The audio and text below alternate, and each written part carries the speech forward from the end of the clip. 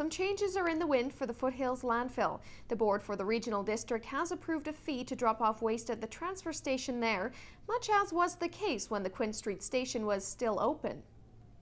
Come July 1st, it will cost everyone in the regional district of Fraser-Fort George to drop off extra household waste at the Foothills transfer station. You'll be going to the Foothills with your garbage and you'll be paying a $6 tipping fee. Now that fee is for people hauling their personal garbage to it.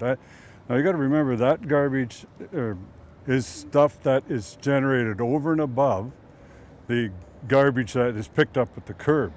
The new fee will not include transfer stations in other communities outside of Prince George, such as McBride, Valemount and Mackenzie.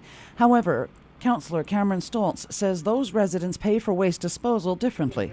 Every community is paying already on a user pay system for that right to be able to dump their garbage. In the regional district areas, there's a direct levy that they pay to be able to have their garbage taken care of, and that's paid for through their taxes. The City of Prince George has a utility that charges for that if you want your garbage hauled away from your house and you're within that area, that we offer that service. There's mixed reaction to the idea of a user fee from those using the transfer station. I think it's fair because it's a very useful facility and people are very cooperative here, so I'm willing to pay. We already pay city utilities, so we're already making the investment to come here for the city, so they don't need to be charging for that. However, Stoltz says the user fee system is fair and will hopefully help offset the cost of running the landfill. At the end of the day, there's costs associated with the landfill.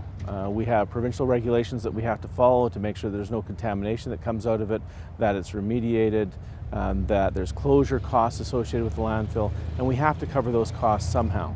And the easiest way to do that and the fairest way to do that is through a user pay system.